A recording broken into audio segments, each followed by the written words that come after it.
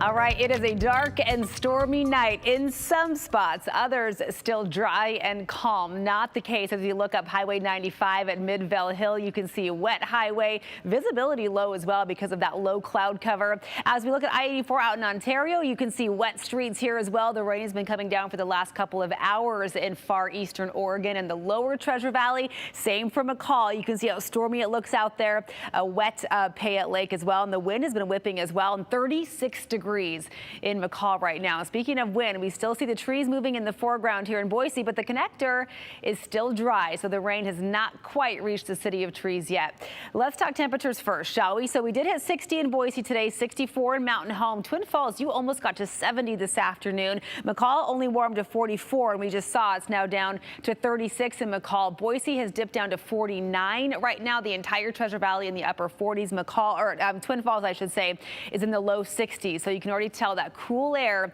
is working its way across our viewing area along with the wind and the rain. Pretty classic components of a cold front, and that's exactly what we're seeing right now. The wind is significant enough that we do have wind advisories in place, just started up for the upper Treasure Valley. So from Boise eastward out to Mountain Home eastward along the I-84 corridor is where we expect the gustiest winds, but still we've seen a 35-mile-per-hour wind gust at the Boise airport, so expect it to be a pretty breezy evening.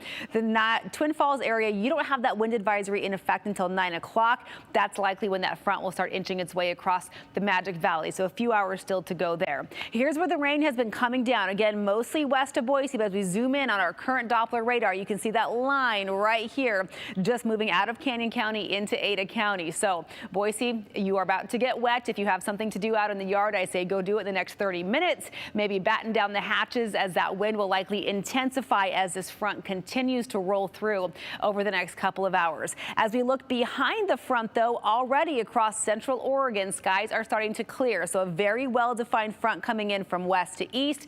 Skies will continue to clear overnight, and the precipitation should turn off in the Boise area by maybe 9 o'clock. So this is not a prolonged rain event, but it'll be a little bit wet and wild for those couple of hours. So Mountain Home about 10 o'clock, you'll have the rain. It'll roll into the Magic Valley around 11 o'clock. We will likely see some high elevation snow. Snow levels start off around 6,500 feet. They will drop down to 4,500 feet tomorrow morning, but that's also likely when the precipitation will turn off. And so the coldest part of our morning tomorrow should be dry, but still I wouldn't be surprised. Places like McCall, you might have just a couple snowflakes overnight tonight. And then look at our cold temperatures tomorrow morning. This is something to be ready for. This will take your breath away, especially in the mountains. Lows expected to dip to 22 in McCall, 26 in Stanley.